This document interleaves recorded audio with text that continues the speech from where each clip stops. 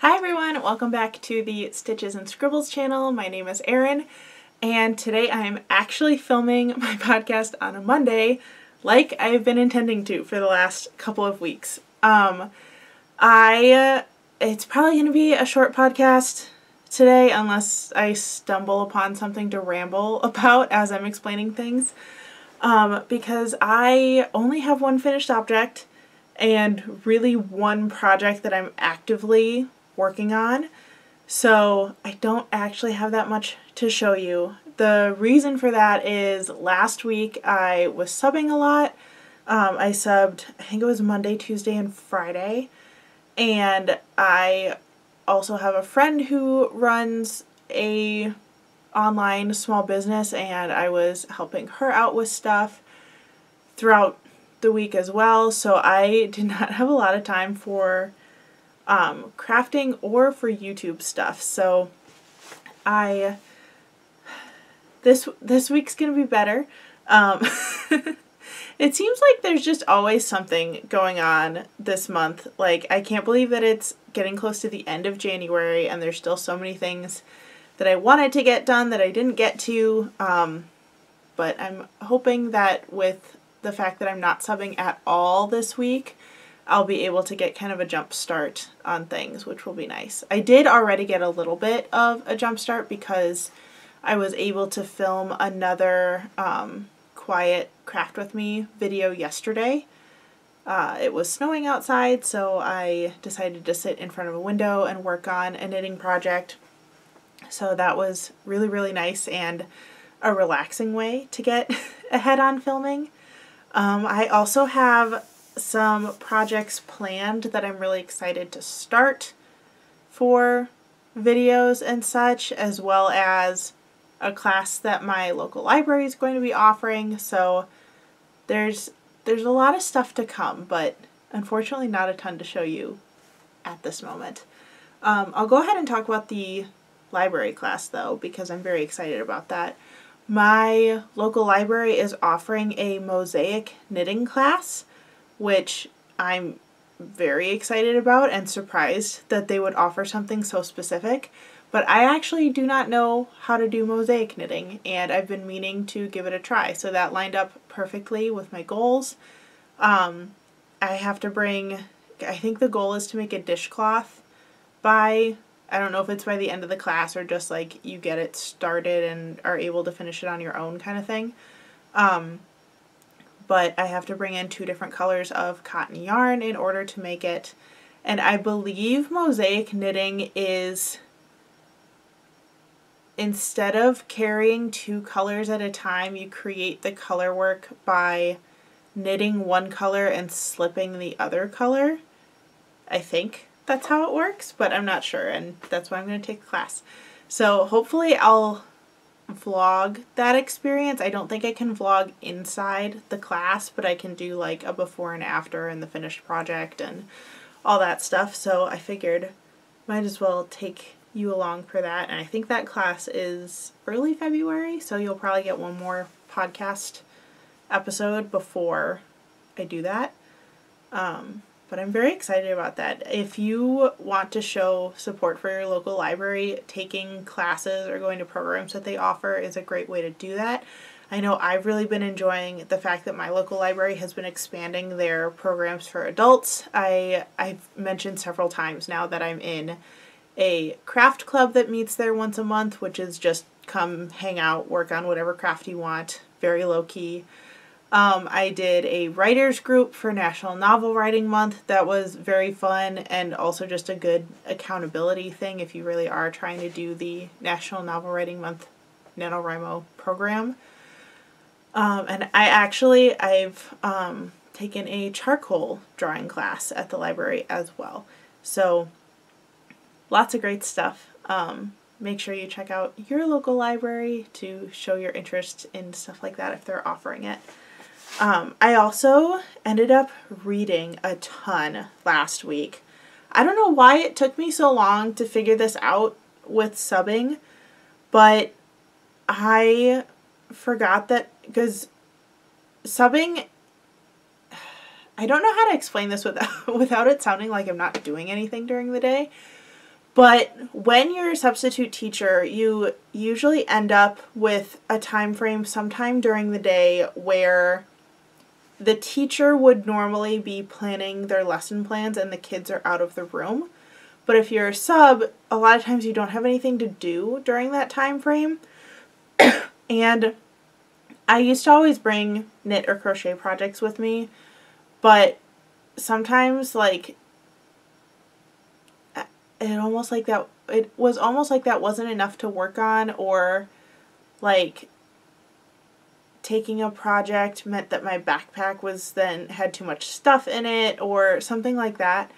But I finally realized that I can check out books from the library on my phone and on my computer and just read, because I bring my computer when I sub anyway, just in case there's any tech difficulties with the school computer, or just to be able to have my own device and not rely on the teachers entirely.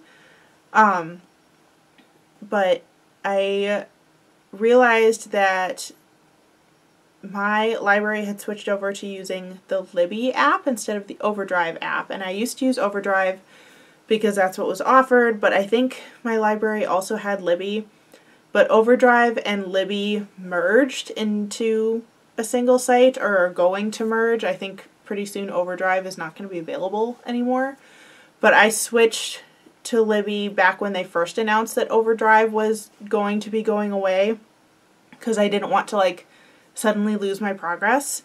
So I downloaded Libby on my phone and then realized that you can get to Libby from a desktop or from a laptop. It doesn't have to be through the app, and it syncs. So that's been really nice that I can just read on my computer, and that also means that like while kids are taking tests, or like this week I was with students while they were doing standardized testing, which meant I was sitting in the room with them for like 6 hours and had to just sit there silently, and I can't really help them with the test. So I read on Libby during that time, and it was really great. That means I've been flying through books, and I apologize if like you really are only here for the knit and crochet stuff, because now it turns out I did find something to ramble about, because I'm going to talk about books. I have always been a really fast reader, and I like reading, but sometimes I struggle to like remember to make it a part of my routine. But I read a lot while I was teaching, because sometimes I would, if I had finished everything I needed to do, I would read on my prep, or like if the kids were supposed to be silent reading for an event or because we were done with something, I would also pick a middle school friendly book to silent read to like model that I was also reading. So I got through a lot of books while I was teaching. I also think that because of teaching, the way my teaching schedule worked, I didn't do as many craft projects while I was full-time teaching, because I didn't have the mental energy to like figure stuff out, but also just to pick up supplies. Like I remember while I was teaching, it was like a lot for me to just get through grocery shopping during the week, because I would be exhausted when I came home from school. So I started, and when I first started teaching, there was not a craft store anywhere near me because I lived in the city.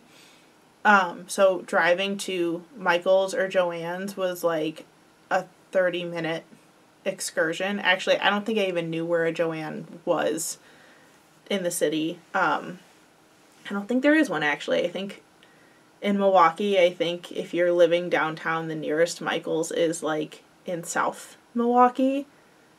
So, and I think the nearest Joann is the one I go to now, which is in like Brookfield or Elm Grove or somewhere between those two. But there wasn't a lot of time for crafting, so I ended up reading a lot, and because I'm a naturally fast reader, I was going through so many books. Like, I kid you not, there was definitely a year where I read 120 books in a single calendar year, and that was a lot. I think in some ways that also was I didn't want to think about teaching. So I read a lot of books to give my brain something else to do. And I got to a point where I felt like then I had to read. It was almost like a self-imposed like reputation that I had to keep up of like, oh, I was the teacher who like went through books so fast and was always reading and all this stuff. I thought maybe I wanted to start like a reading blog, but very abruptly, I think like during the beginning of COVID, which is about when I started this YouTube channel, I realized that I had gotten to a point where I had made it so reading was no longer fun for me. It felt like something that I had to do. So I had a couple years where I like really backed off. And I still read a little bit, but instead of reading the like over 100 books that I was doing for like my first couple of years out of college, it scaled back to like 50 and then 30. And then I think for 2022, my reading goal was 35 books, and I think I read 36. So that, I recognize that that's still a lot for most people, but it was a huge step down for me in terms of how much I was reading. And even the types of books I was reading shifted dramatically. I think for a while, I also was like, trying to read all the classic books and these like big long sci-fi and fantasy novels, which I do still appreciate, but I also kind of had a realization that there's nothing wrong with like easy reading material. And I ended up reading a lot of thrillers last year, like thrillers and mysteries and like really high intensity books because they were ones that kept my attention long enough for me to finish them. So then at the beginning of this year, I made it a goal that I wanted reading to be more of a regular thing in my life, because in the last 2-ish years, it's been something that like I pick up every couple of months and then I stop doing it and then pick it up again. So it wasn't like a consistent thing that I was enjoying. So this year I decided like, oh, well, because I'm subbing fairly frequently, like let's just make it the goal that I always have a book downloaded on Libby before I sub so that I have something to read during a prep period or if kids are taking a test or something like that. And because of that and because I subbed so many days in January and 2 of those days were standardized testing the whole day, I think I just finished book 8 for January. And a couple of those books were pretty long.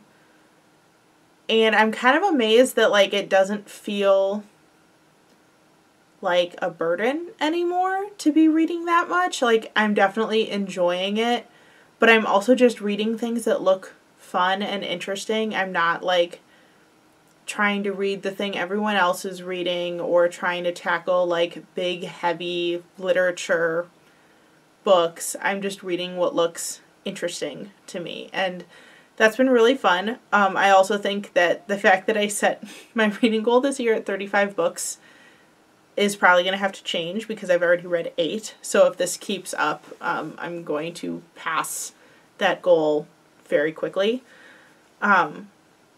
I also realized because of watching the Nitty Natty channel, she likes to knit and read at the same time. And I kind of never thought that was an option. I just assumed that that was something that I couldn't do. But I do knit without looking as long as it's like stockinette stitch or a really easy stitch. And I realized that I can knit while reading as long as I'm reading on a device. So like on my computer, or actually on my computer is probably the best way to do it because on my phone the pages are too short, so I'm like clicking constantly to turn the page, versus on the computer I get 2 pages side by side. So now for the last couple days, even though I haven't been subbing, I've made it kind of my morning routine that like the first half hour of the day where half hour to an hour of the day where I'm like drinking my coffee and eating a little breakfast, and doing some like easy knitting, I am reading at the same time. So I'm probably going to continue to burn through books pretty quickly. Just for reference, when I say I read fast, I mean I read between 150 and to 200 pages an hour. So reading a 400-page book for me is like 2 to 3 hours, which if I'm only spending a half an hour in the morning reading, I can easily get a book like that done in a week. So that's kind of what's going on with the reading journey right now. If you're interested in hearing more about what I'm reading, I would be happy to add that as a podcast segment, as long as this continues to be kind of a regular thing. I'll talk about just one of the books I read in the past week for this week, because I think my favorite one that I've read so far this year was Daisy Darker by, I believe it's Alice Feeney. I loved that book. If you're a fan of like Agatha Christie type mysteries that are very fast-paced, lots of information, but also like have the emotional aspect that like a lot of Agatha Christie books do, you'll really like this one. It really reminded me specifically of And Then There Were None by Agatha Christie. It's a murder mystery set in a seaside house in England and deals with a family that has a lot of secrets that they're keeping from each other. I'm sorry, my heat just turned on. It's really, really cold in here.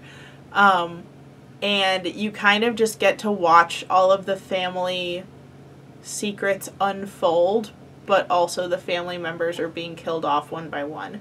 So it's a really interesting story, and it has a couple of really good twists throughout it of like big pieces of information that get dropped.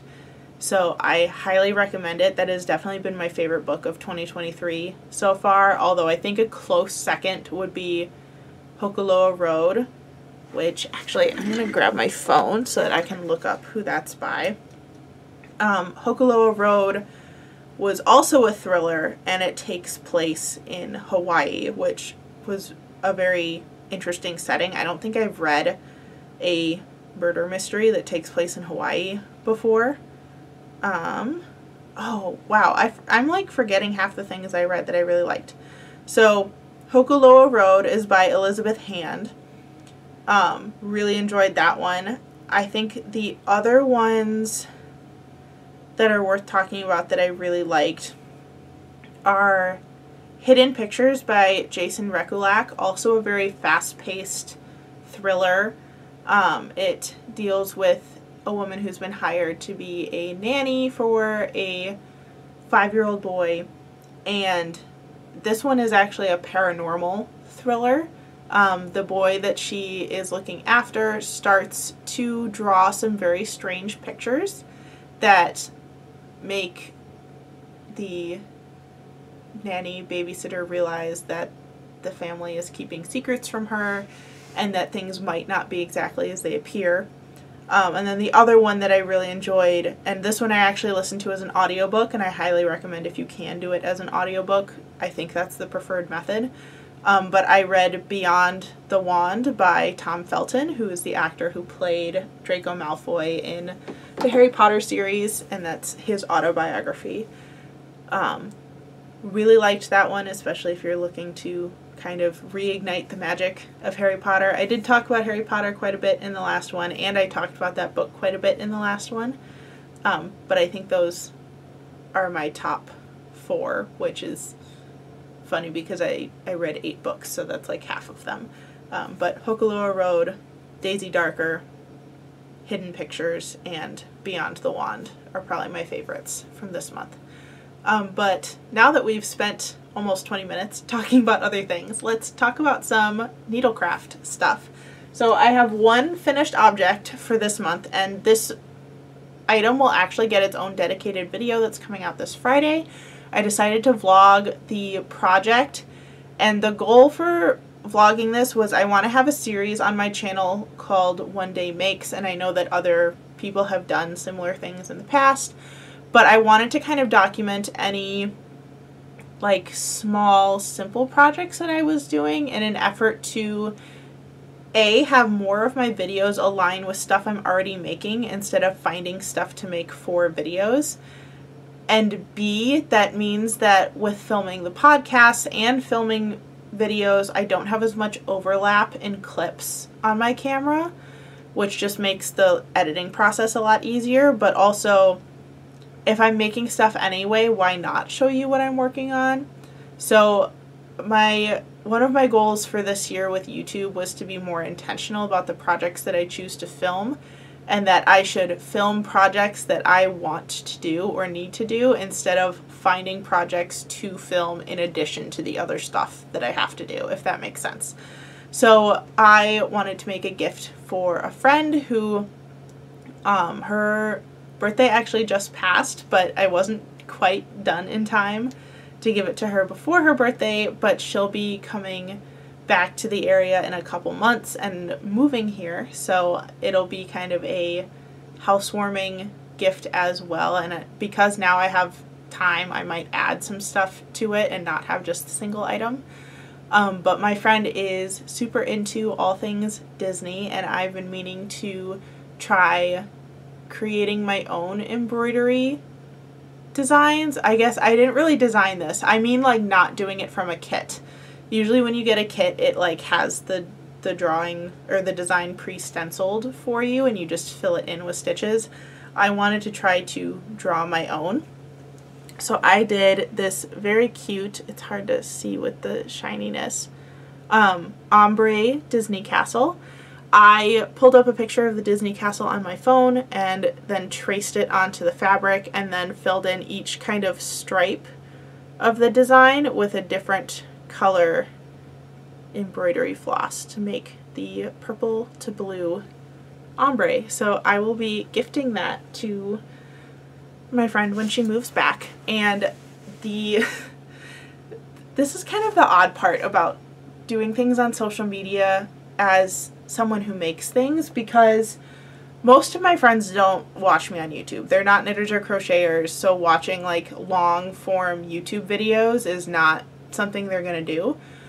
But most of them follow me on TikTok and Instagram. So I actually filmed TikToks with that item already, but I can't post them because the friend follows me on TikTok, so I have to wait until I gift it to her to post it. Just like the baby blanket and sweater set that I made, I can't post those things to Instagram or to TikTok until they've already been gifted, because that friend also follows me on both of those places but probably wouldn't watch a full YouTube video. So yeah, you'll be getting some TikTok content about those two things at some point. That was the other kind of odd thing about being super busy this week. I ended up not posting any TikToks, which I was kind of disappointed by. But weirdly enough, I did film at least 2 that are just sitting in drafts until items have been gifted already. But I do want to get back onto my normal TikTok posting schedule, because I do enjoy making TikToks as well. It was just something had to give during the busyness of last week, and TikTok was the thing that took the hit. But if you follow me on TikTok, you can expect some more TikTok videos coming this week. The other project, that was actually it for finished objects. That was my only finished object. The other project that I kind of picked up, because I did that embroidery project, I kind of wanted to work on another one, is this, I have to be careful because the needle's in the back, but it's a wooden embroidery, or a wooden cross stitch kit, and it makes, where's the picture? It ends up looking like this. So this was something that I bought quite a while ago, I think just because I thought the wood piece was cool. But it is from Hobby Lobby. I don't think they have this specific one anymore, but they do have more of these wooden cross-stitch ornament things available. And I worked on that kind of at the end of last week, because it was a really small project that was pretty mobile, so I could take it with me. And it was a nice, relaxing project, but cross stitch is definitely very time consuming, but also very satisfying. But it also made me realize that I could very easily design cross stitch patterns and put them up on my Etsy site. So if you're into cross stitch, that might be something that's coming soon, because I like making little quirky designs and I'd love to see them translated into cross stitch or embroidery. So that might be something that's coming soon, because I know for embroidery you can print designs on the like stick and stitch stuff where you like run it under water and the thing you printed on disappears and leaves your stitches intact. And then for cross stitch, you just follow the pattern. You don't need it like under your stitches, if that makes sense.